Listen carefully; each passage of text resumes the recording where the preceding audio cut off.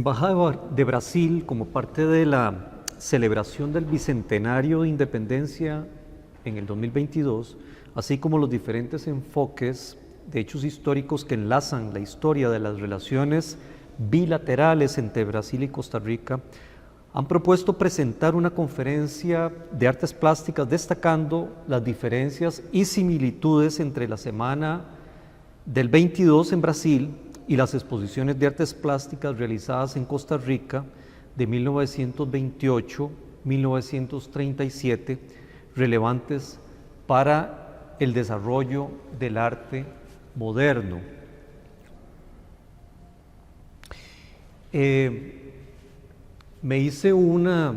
Antes de empezar a hablar directamente sobre el fenómeno del arte moderno propiamente en Latinoamérica, es, creo, prudente echar una mirada hacia atrás y preguntarse por qué el arte del arte moderno y qué conduce al arte moderno. Recordemos que en Latinoamérica los pintores, bueno, al menos en Costa Rica, se conoce la pintura o el oficio de la pintura al óleo, el caballete, a finales del siglo XIX. Es decir, ya había más de 400 años de tradición atrás, hablando de la tradición europea. Entonces, para entender un poco cuál es esa reacción o qué es lo que por qué se produce el arte moderno en el siglo XX y quiénes son los gestores del arte moderno, vamos a hacer un recorrido un poco breve en el siglo, empezando con el siglo XVIII, finales del siglo XVIII, en París, que es el centro, se convierte París en el centro del arte europeo y donde muchos artistas van a estudiar. Con la Revolución Francesa, a finales del siglo XVIII, se da uno de los primeros estilos muy importantes, que es el estilo neoclásico, que influye en todas las artes, fundamentalmente la arquitectura y también la pintura y la escultura, y es producto de la Revolución Francesa, y es justamente con este estilo que se da lo que se ha de conocer como la academia. Para entonces el arte había dejado de ser una profesión cualquiera y se considera que los conocimientos debían transmitirse en una academia o en una villa como lo hacía Platón, de los maestros hacia los discípulos. Entonces, tenemos que la palabra academia sugiere este cambio de actitud. Se deriva del nombre de villa en la que el filósofo Platón enseñó a sus discípulos y poco a poco se fue haciendo extensiva a los grupos de hombres cultos. Es importante eso, que el arte iba dirigido a los hombres cultos, ¿verdad? En busca de la sabiduría. Los artistas al principio denominaron academia a sus lugares de reunión. ¿Qué se enseñaba en esas academias? Tenemos que con producto de la Revolución Francesa, los franceses se sintieron que todo lo que había producido la Revolución Francesa era digna de ser representada como pasó en tiempos antiguos, en la época de Grecia y Roma. Entonces eso fue uno de los puntos claves. Y los referentes del arte neoclásico, obviamente, como lo dice, va a ser el arte clásico. Los estudiantes aprenden a dibujar. Acuérdense que dentro todavía la palabra aire libre no existía, ¿verdad? No se había dado eso. Ese fenómeno va a ser posterior. Entonces los estudiantes aprenden el arte a dibujar y a pintar con base en lo clásico, y uno de los elementos claves es buscando siempre la belleza ideal, ¿verdad? Vamos a ver, tenemos que antes de la Revolución Francesa o finales del siglo XVIII ya hay 300 años de tradición o más, 400 años. Ya había pasado el Renacimiento, Leonardo da Vinci había creado el esfumato, muy importante. Brunelleschi le había dado las herramientas necesarias a los artistas con los que produjeron la perspectiva, ¿verdad? Algo muy importante para poder luego entender por qué Cézanne, padre del arte moderno, va a hacer lo que hizo. Y esos elementos van a ser claves y los referentes, por ejemplo, en el Renacimiento para el arte neoclásico va a ser Rafael Sanzio. Fue uno de los que buscó la belleza ideal, y todos esos convencionalismos van a ser los elementos sobre los que va a reaccionar, ¿verdad? Van a estar en contra otros artistas.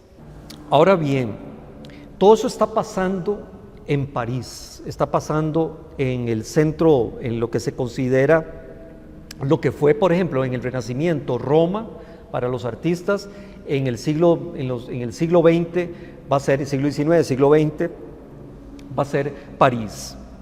Ok, vamos a ver,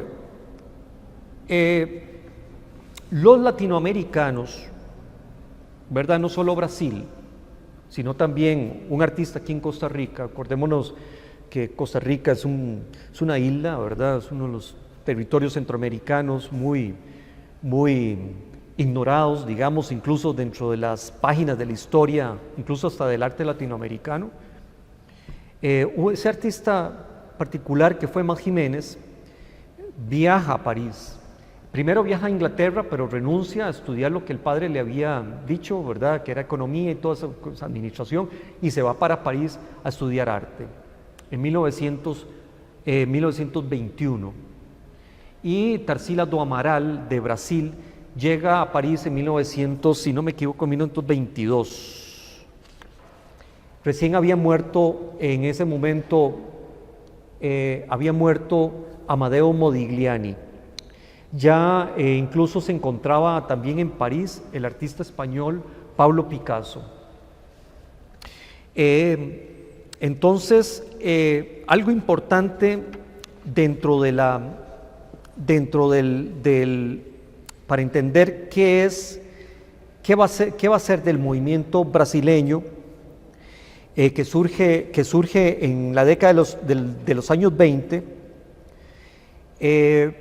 Todos esos artistas latinoamericanos que estudian en Europa o en París se nutren de todo esto que les he estado medio, digamos, brevemente explicando. De todo esto se empapan, digamos, del impresionismo, del fauvismo, del expresionismo, y utilizan el arte, digamos, el arte francés, europeo, digamos,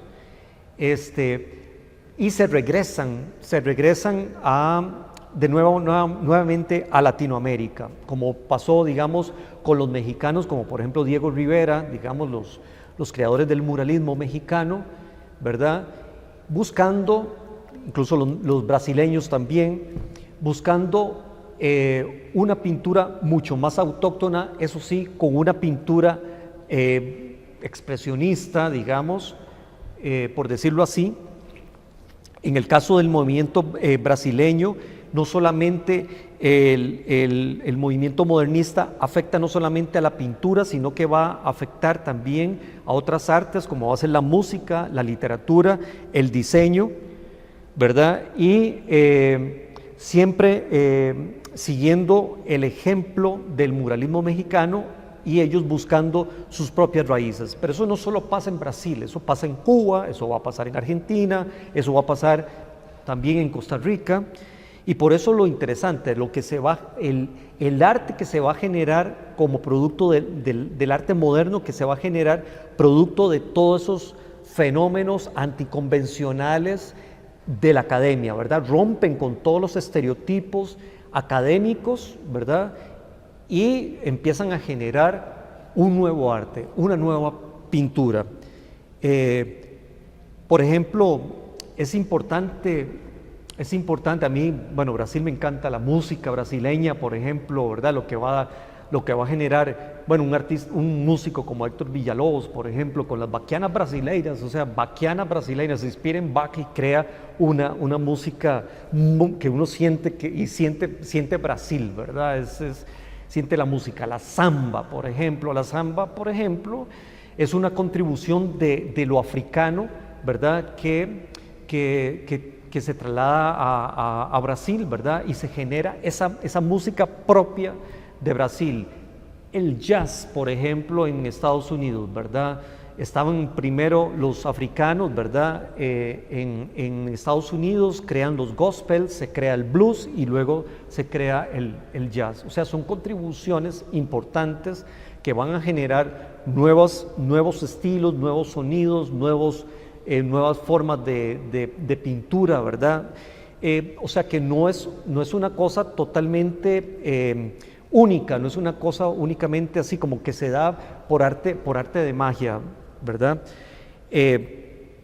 Vamos a ver, como antecedente se puede señalar que dicho movimiento modernista en Brasil surge como reacción a la academia y se puede decir que aparece la exposición de Anita Malfatti en el año 1917-1918, muestra obras ya de fuerte acento expresionista, con cierta tendencia incluso cubofuturista, ¿verdad? Es decir, ahí se mezcla Cézanne y se mezcla Picasso y se va a mezclar Juan Gris y Braque también, sin dejar de lado también a la importante contribución de un pintor brasileño llamado Lazar Segal.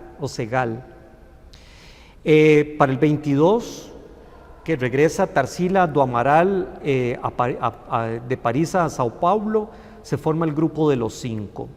Voy a mencionarlos: Anita Malfatti, los dos Andrade, Mario y Oswald, los dos poetas, y el escultor, y el otro poeta que se llama Menotti del Picha. Dicho grupo, junto a otros artistas plásticos como Emiliano di Cavalcanti, Vicente Rego Monteiro, Víctor Brecheret, va a ser muy importante, escultor, llegarán a conformar lo que se conocerá como el movimiento o el modernismo brasileño, que se inició a partir del evento conocido como la Semana de Arte Moderno en 1922. Dentro del contexto de esta semana de 1922, la crítica de arte Marta Traba señala que un valor definitivo a la aportación cultural negra y a la mezcla racial, la obra Avaporú de Tarsila do Amaral es el punto máximo en esa comprensión de los factores étnicos como elementos capaces de torcer el cuello a las vanguardias europeas, aunque aprovechándose de sus profundas novedades lingüísticas, ¿verdad? Todo un poco lo que se estaba explicando. Ni la audaz de formación, ni el poder de síntesis, ni la carga expresiva podrían haberse dado fuera de los lenguajes propuestos por el cubismo y por el expresionismo europeo. En el caso de Emiliano di Cavalcanti, como les explicaba, hay una preocupación por la representación de lo brasileño a través de los rasgos mulatos, esos personajes, y de la samba como un ritmo propio de la danza y la música brasileña. Para entender más concretamente todo el fenómeno de la vanguardia, se puede señalar que sin el aporte de Paul Cézanne, ¿verdad?, como lo he explicado ya, como precursor de la pintura moderna, no se podría explicar lo que producirían artistas como Picasso y como Amadeo Modigliani, ¿verdad? Y bueno, lo que produjo a los inicios del 20 y su influjo al arte latinoamericano. Entonces, para los artistas latinoamericanos va a ser fundamental eso, ¿verdad? Entonces, por ejemplo, podemos entender entonces ahora una pintura de Tarsila do Amaral como Avaporú, ¿verdad?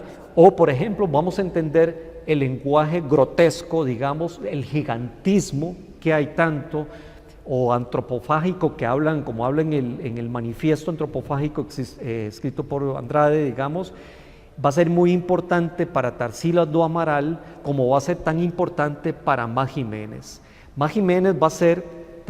Tarsila do Amaral va a ser tan importante para el grupo de los 5 como Má Jiménez va a ser tan importante para la generación de los años 30 en Costa Rica. Entonces, quien va a darle todos esos elementos a los artistas en los 30 va a ser Má Jiménez, a los escultores como Juan Manuel Sánchez o como Margarita Bertó o para Francisco Amiguetti, va a ser muy importante en ese sentido. Entonces, la tradición, digamos, lo europeo contemporáneo va a ser definitivamente una herramienta muy importante para crear una nueva estética. Entonces, ¿cómo se llama? Voy brincándome. Hablando de similitudes, como lo decía, Tarsila do Amaral será importante en Brasil, más en Costa Rica. Ambos radican, hay algo muy curioso, y no me extrañaría que Tarsila do Amaral y Má Jiménez se hayan conocido. ¿Por qué? Porque Má Jiménez expone con Celso Lagar en la Galería Percier, en París, ¿verdad? Y un año después va a exponer en la misma galería Tarsila do Amaral. Má Jiménez, en la colección de Má Jiménez había un Modigliani, ¿verdad? De don Roberto Jiménez. Don Roberto, cuando yo lo conocí, me enseñó ese objeto, ¿verdad? Una cosa extraordinaria. Aquí en Costa Rica, un Modigliani, ¿verdad? Que estaría en París perfectamente. Lo había comprado en la tienda donde Modigliani compraba sus pinceles y sus pinturas. Entonces la forma de pagar Modigliani, que nunca tenía dinero, era con los objetos, con sus pinturas. Entonces ahí Má Jiménez, que tenía plata, compró el cuadro y lo tenían ahí dentro de su colección, ¿verdad? Después se lo llevaron, no sé, para Miami, no sé a dónde. Entonces, la estética, cuando uno ve a un Modigliani, esos cuellos alargados, por ejemplo, y lo vemos en la Guapurú, en Tarsila do Amaral, esos cuellos también alargados, ¿verdad? Estética de la forma de lo africano, la contribución de lo africano y de lo expresionista, va a ser muy importante. Lo grotesco, la deformidad de las figuras, el gigantismo, como se decía en Costa Rica, ¿verdad? Cuando veían las figuras de Má Jiménez, ¿verdad? Algo muy importante en Má Jiménez, como lo señala Marta Traba acerca de Tarsila do Amaral, es la identidad, la manera de la recuperación de las raíces, ¿verdad? De la negritud, lo que tiene su conexión con el interés de Pablo Picasso por el arte africano, ¿verdad? El arte negro a inicios del 20, como ya lo hemos dicho. En el caso de Tarsila do Amaral, esta etapa corresponde, como ya lo dije, a las fases de Pau Brasil y lo antropofágico, donde alcanza, como dijo Haroldo da Campos, su máximo nivel de picturalidad, que coincide con la ilusión del retorno a las fuentes que alimentan los intelectuales europeos de la época.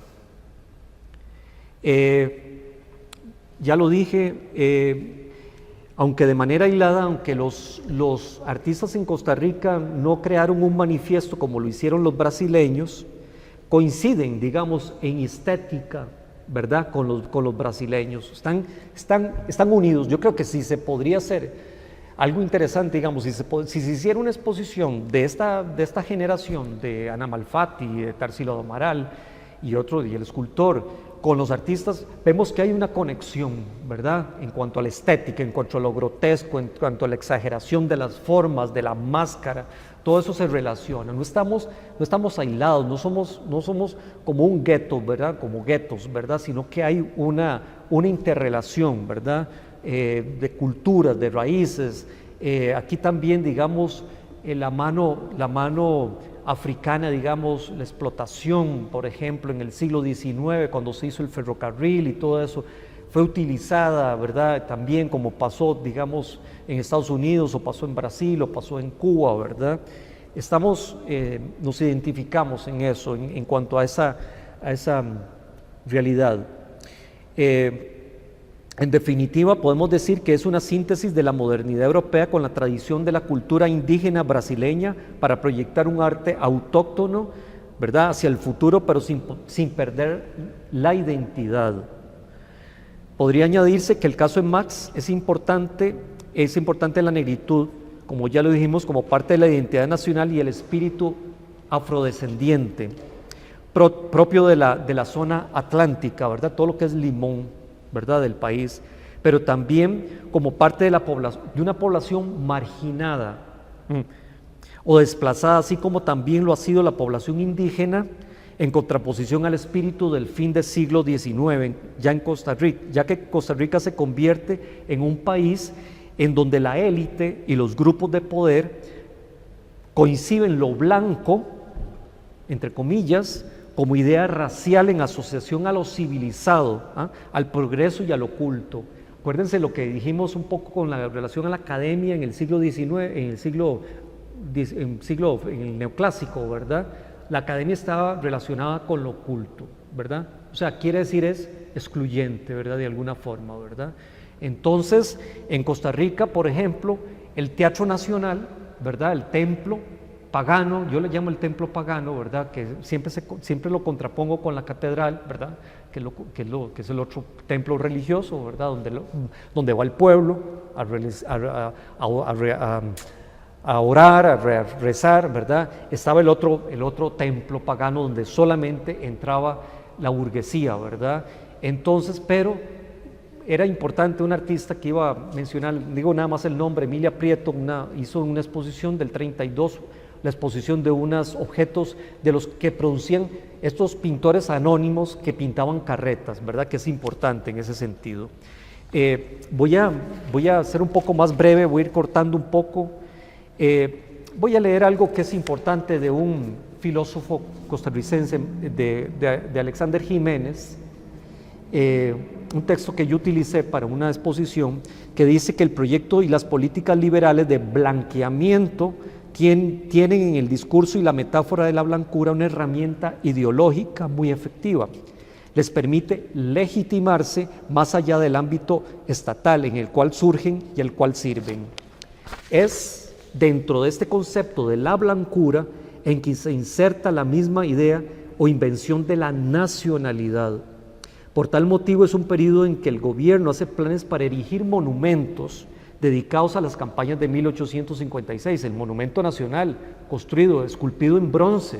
Aquí no había bronce, aquí no se fundía, ¿verdad? Aquí no se hacían esculturas en mármol, ¿verdad? Por eso lo importante de la generación de los 30, vuelven otra vez hacia lo autóctono, hacia lo indígena, hacia el pasado. Entonces recuperan la piedra volcánica.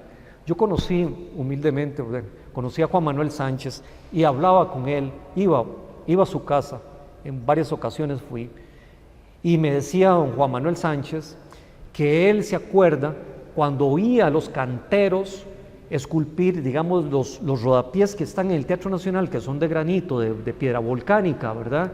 Él los oía esculpir eso, la piedra volcánica. Entonces, las esculturas de Juan Manuel Sánchez, él recupera esa piedra volcánica, ¿verdad?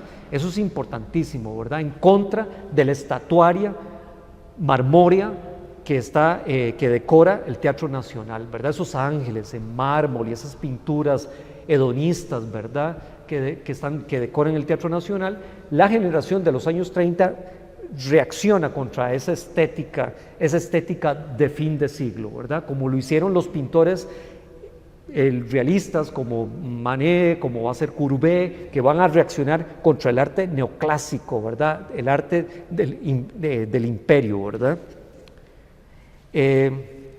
Eso va a ser importante, bueno, como ya lo dije, en Juan Manuel Sánchez y una pintora muy importante que se va a unir después a la generación de los años 30, que va a ser Margarita Bertó. Va a tener muchísima la influencia de Ma Jiménez, sobre todo se nota mucho en sus murales, ¿verdad? Y bueno, y como lo dije, en la escultura del artista Juan Manuel Sánchez, ¿verdad?, que casi toda su colección está en el Museo de Arte Costarricense. En el caso del escultor Víctor Brecheret, el escultor brasileño, llega a desarrollar una obra influenciada por el surrealismo y el cubismo y expresionismo, estableciendo así una cercanía con la estilización del escultor alemán Wilhelm Lembrück.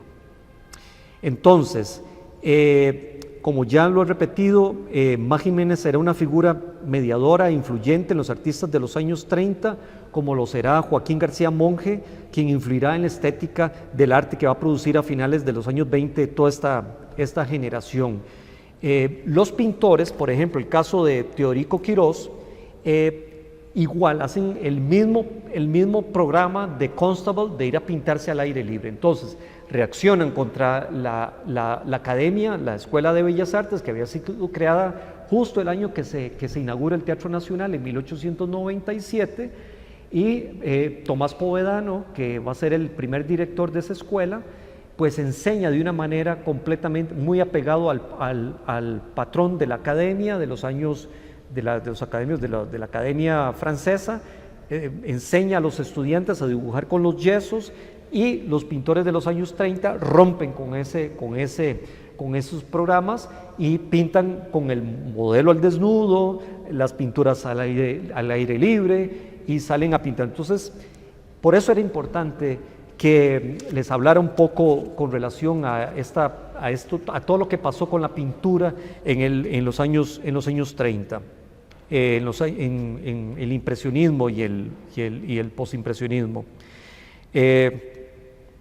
Vamos a ver, como lo decía, si bien los artistas de los 30 no escriben un manifiesto, igual que del grupo de los 5 de Brasil, sí coinciden en el espíritu como ellos en cuanto al deseo que sienten por crear una verdadera cultura brasileña moderna a partir de la recuperación de sus raíces culturales. Para los artistas de los 30 en Costa Rica hay que tomar en cuenta que impera en el país en aquel momento, digamos, cuando ellos se están formando, unos consumidores de arte de mal gusto, de la estampa, ¿verdad? Y la copia, y por tanto el mal gusto, uno de los principales factores a los que se enfrentan estos artistas, y su impulso por la vanguardia. Por tanto, fue decisivo para estos artistas nacionales en una primera etapa realizar sistemáticamente exposiciones, que es un poco lo que hacen en la academia los franceses, ¿verdad? Era la manera de darse a conocer, ¿verdad? Entonces ponían sus grandes cuadros. Entonces los artistas en los años 20, a pesar de las dificultades económicas, se logra una primera exposición en el 28, la del 29 no se hace, y se hace consecutivamente del 30 al 37. Y ahí exponen en el Teatro Nacional. Ese es el marco de referencia, el templo de los pagano ¿verdad? Ahí se llevan a cabo esas exposiciones. Entonces, porque antes de eso no había espacios para exponer, ¿verdad? No existían galerías, menos pensar en un museo, ¿verdad? O sea, que es diametralmente diferente, digamos, a lo que es Europa, ¿verdad? Entonces, Teodorico Quirós, como dije, saca a los artistas, reúne a un grupo de artistas y los lleva a pintar al aire libre. Aparece un artista importante dentro de esta generación que va a ser Francisco Amiguetti, que es quizá el artista expresionista por excelencia, ¿verdad?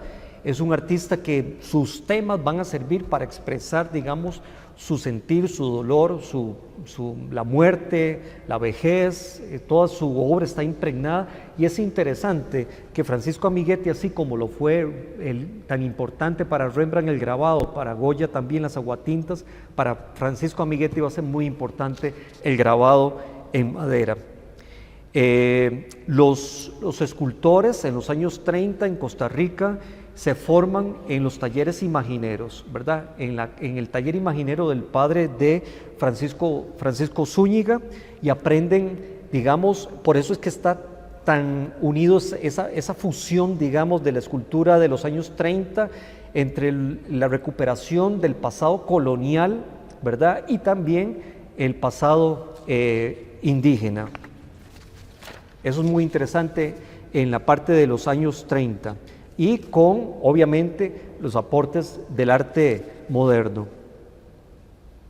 Ya para un poco terminar, dicho en otras palabras, hay en escultura elementos de lo precolombino y colonial, elaborado a partir de la escultura moderna, Picasso, Modigliani, Satkin, ¿verdad?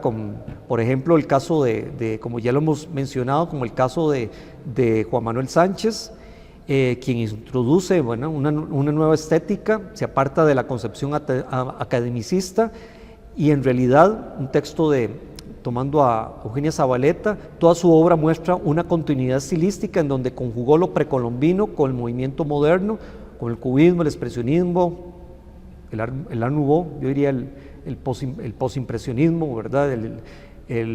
La parte final, el esteticismo, ¿verdad? Uno de los padres que fue Whistler, así como la elección del material fue decisivo para los escultores Sánchez y Zúñiga, así lo fue también la elección de la temática. Para Sánchez significaba una vuelta a la naturaleza, a los temas simples de nuestra vida rural y selvática. Si la piedra representaba lo tosco, los temas eran tratados de manera expresionista o bien tendiente a lo grotesco.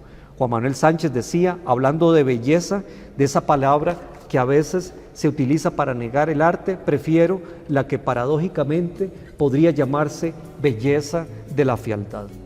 Yo creo que con esto queda más que explicado un poco, pues algo de la importancia del arte moderno, tanto para los artistas brasileños como para esta generación, que fue el propósito de este texto, de esta exposición. Muchas gracias.